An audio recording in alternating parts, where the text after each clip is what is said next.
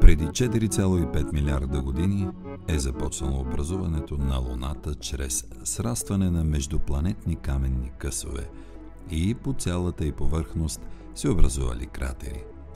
А преди около 3,9 милиарда години е ударил огромен астероид. Образувалият се басейн бил залят вероятно от тъмна лава, създавайки едно от сухите лунни морета. Това е една от познатите теории за образуването на Луната като спътник на Земята. Но има и други скандални теории, които набират скорост. Една от тях, която е изключително популярна, твърди, че на земната орбита изобщо няма Луна, а има само плоска проекция на холограма. На орбитата на Земята наистина има обект, чието размери съответстват на това, което прилича на видимата от нас земна Луна. Но всъщност това, което виждаме, е холограма маскировка, създадена върху обекта. И всички държави, които са изпращали свои мисии там, прекрасно знаят, че под маската на това, което виждаме от Земята, има съвсем друго. За всичко това и още по темата Луна в следващите минути.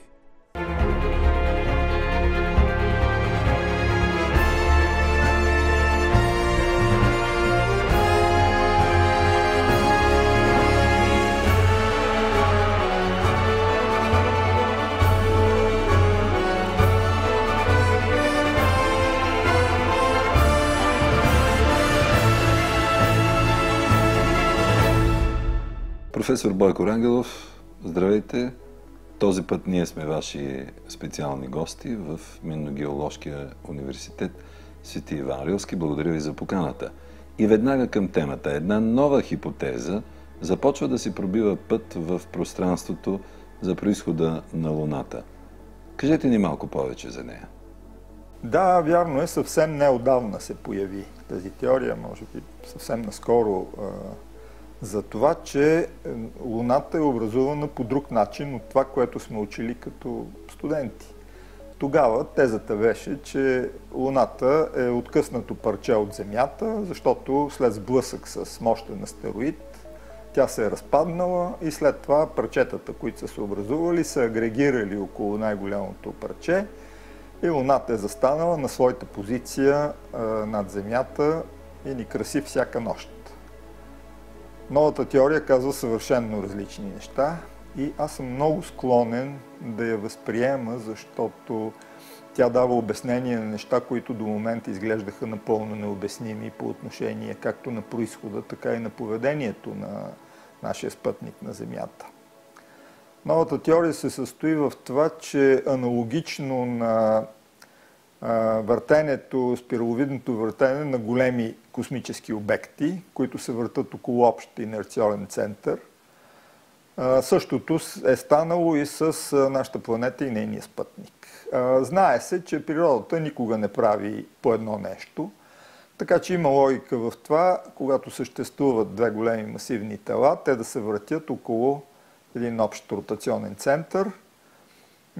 Така бяха открити всъщност и гравитационните вълни, нещото, което донесе Нобеловата награда по физика на учените, които го направиха, защото те засякаха изменения в гравитацията вследствие на въртенето на две близко разположени черни дупки около един общ център на въртене.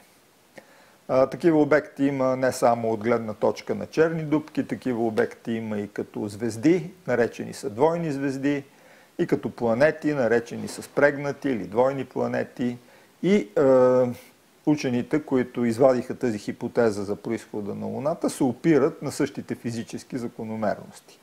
Тоест, въртене на две тела, които имат общ инерционен център, около който се въртат. И вярно, ако погледнем как Луната следва непрекъснато Земята, как предизвиква деформациите върху нейната повърхност следствие на така наречените лунни приливи, това ще стане доста понятно. Освен всичко друго, винаги е предизвиквало удивление факта, че Луната винаги е обърната с едната си страна към Земята.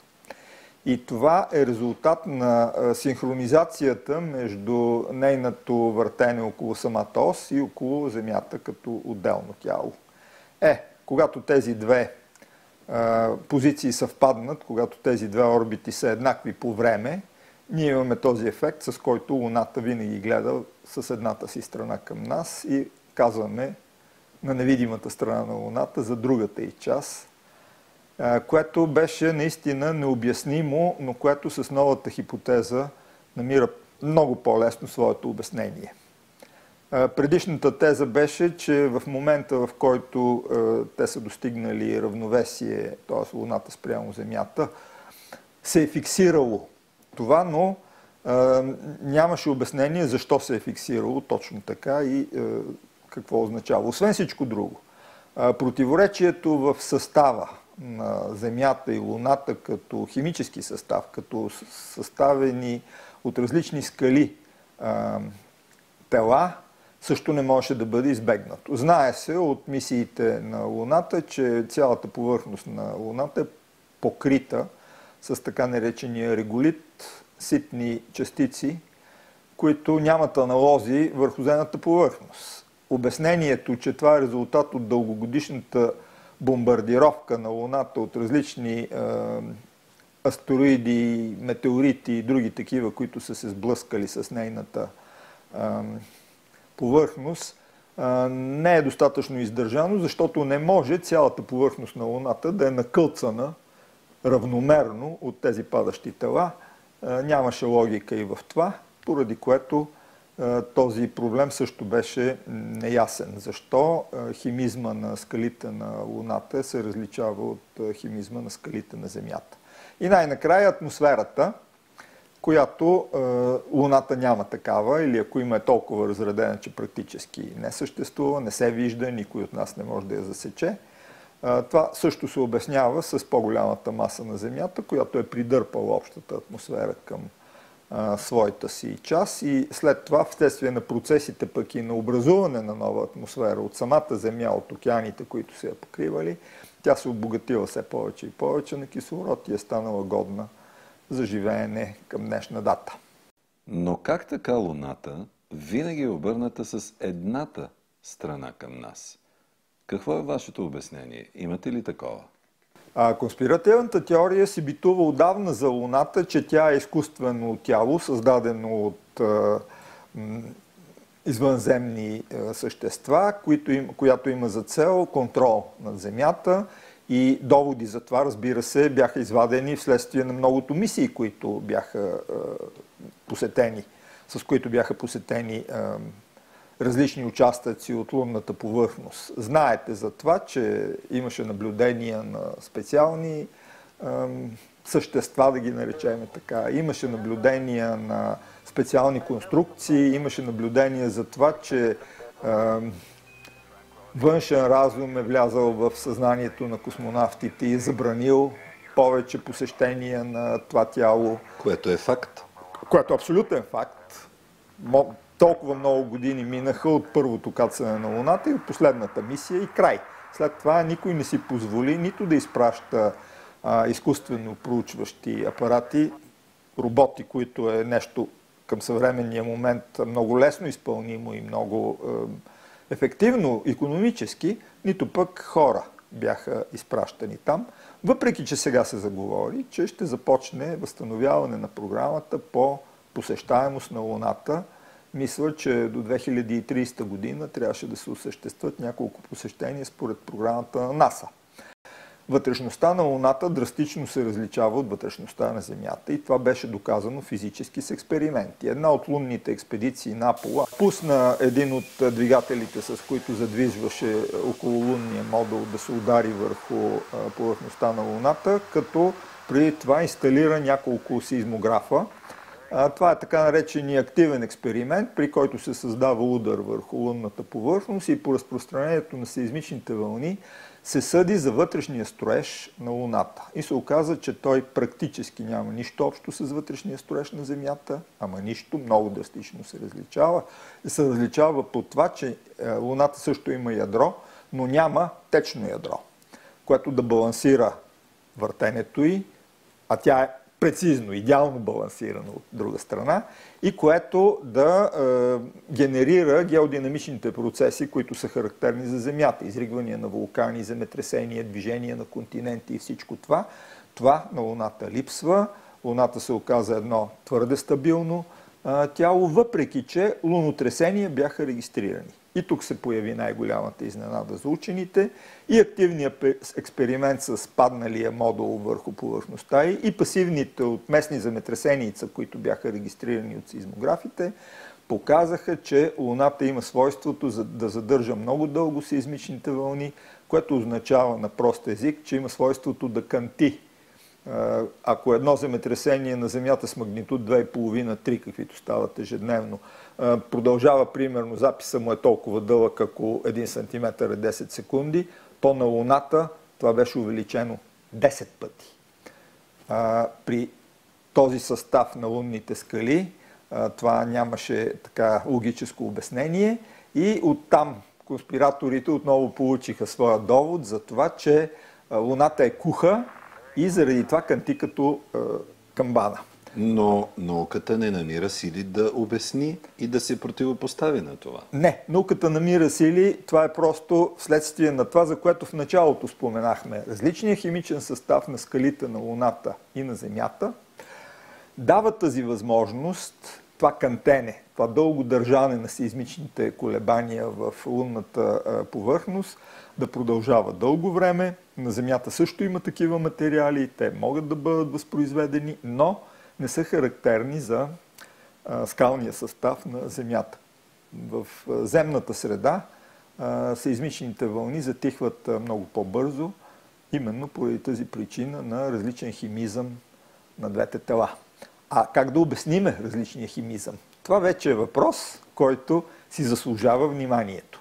И тук тезата на учените, пък аз също мисля, че това е разумното обяснение, по време на въртенето на двете тела около общия център, което продължава и до днес, между впрочем, Луната успява поради по-малката си маса да привлече по-леките компоненти от околната среда, от космическото протопланетно вещество. Докато Земята е придърпала по-голямата част. Не само това. Смята се, че в ядрото на Земята има и протозвездно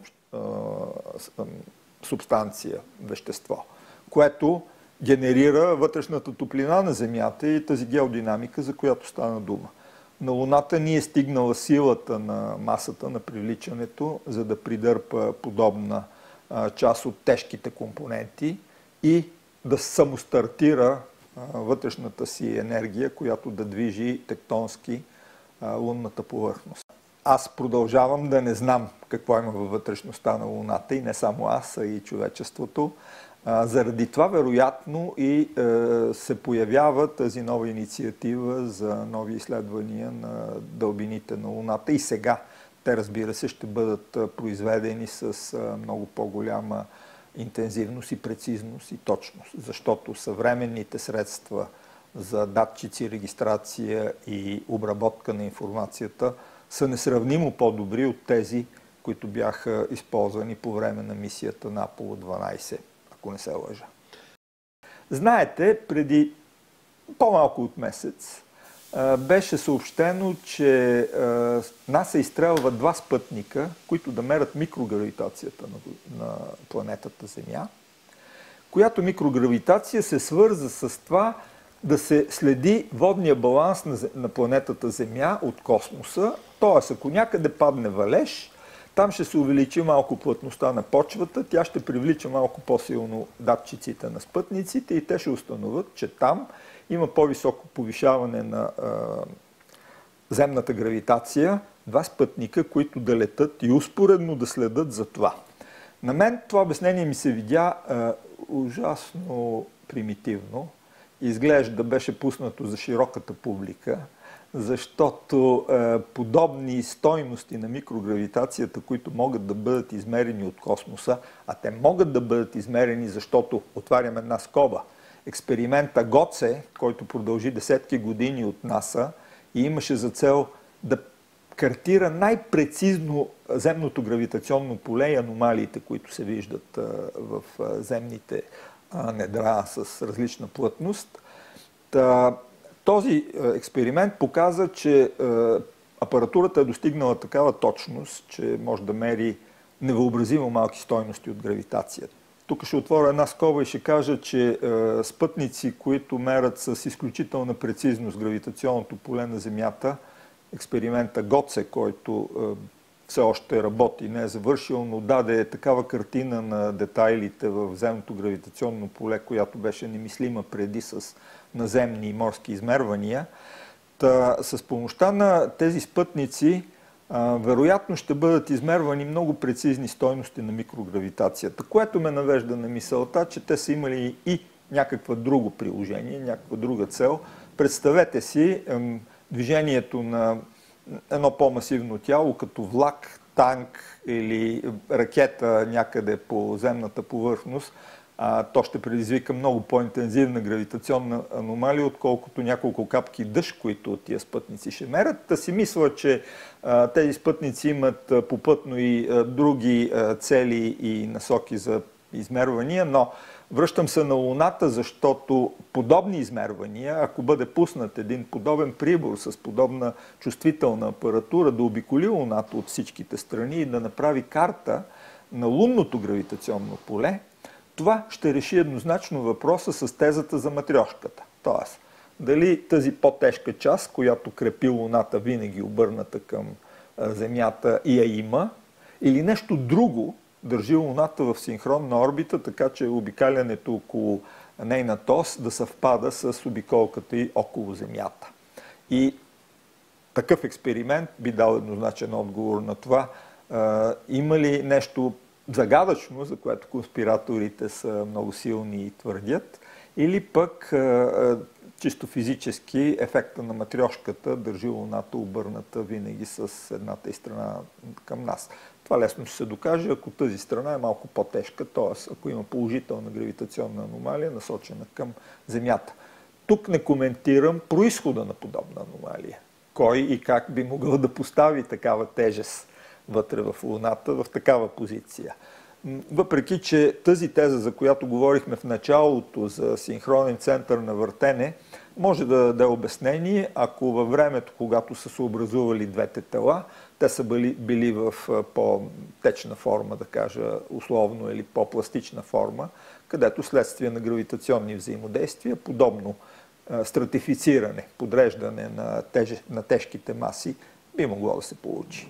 Но някак си цялата Слънчева система изглежда изкуствено създадена на фона на всичко това, което ни заобикаля в огромния космос. Аз съм склонен да се съглася на това, защото много малко данни за подобни системи добиват астрономите. Въпреки че има мощни данни за това, че съществуват земеподобни планети, които се намират в така наречения обитаем радиус около съответната звезда, където не е нито много топло, нито много студено, т.е. може да има константна температура, която е основа за генериране на живот.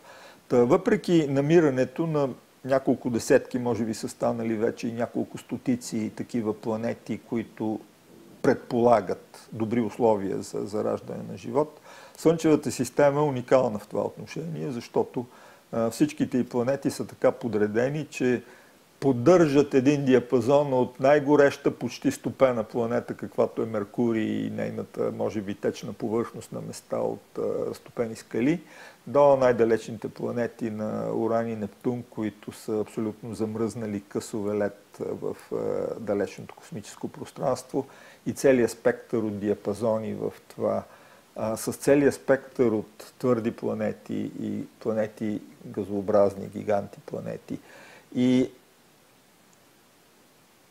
спътниците около някои от тези планети, които дават пълна индикация за това, че вероятно са обитаеми от живот. Не говоря за разумен живот, но ефектите, които се наблюдават с отделяне на различни газове, които са характерни за обмяна на веществата на въглеводородни компоненти, са индикирани. Това го има и на Титан. Европа също е потенциален кандидат за това, че под повърхността и може да имат форми на живот.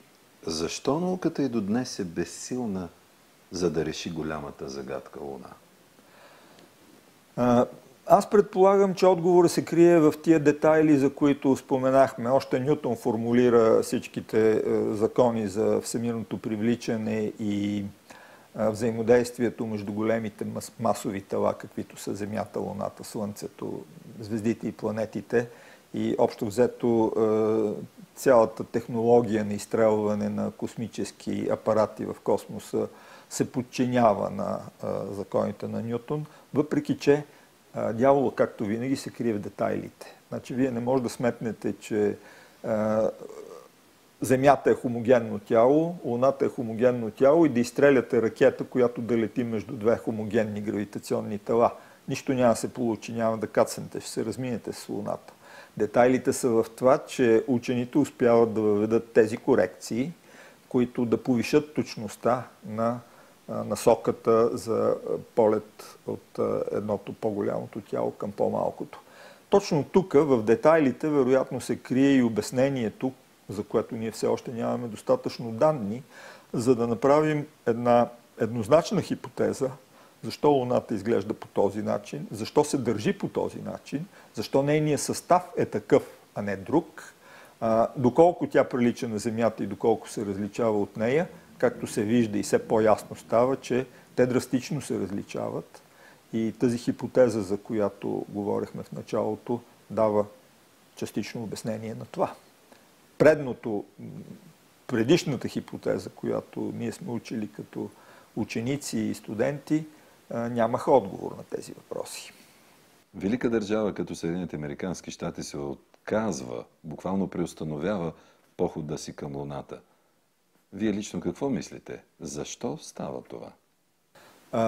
Имаше, аз си спомням в моите по-млади години, програма, която говореше за колонизиране на Луната.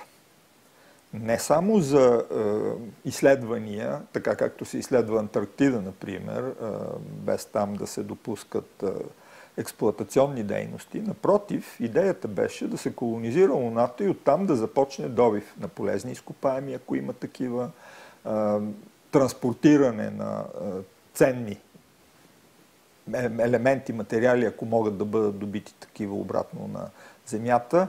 Но загадъчно цялата тази програма спря и беше елиминирана, беше забравена. Никой повече не говори за това. Дори сега програмите, които говорят за нови изследвания върху Луната, не споменават колонизацията, т.е. създаването на обитаеми селища, експлоатацията на ресурси и така нататък, което вероятно има връзка с това, което разказваха космонавтите, които са били там. Можем ли да се доверим на разказите на всички астронавти за това, което те са видяли на Луната? Или почувствали, например? Общо взето да.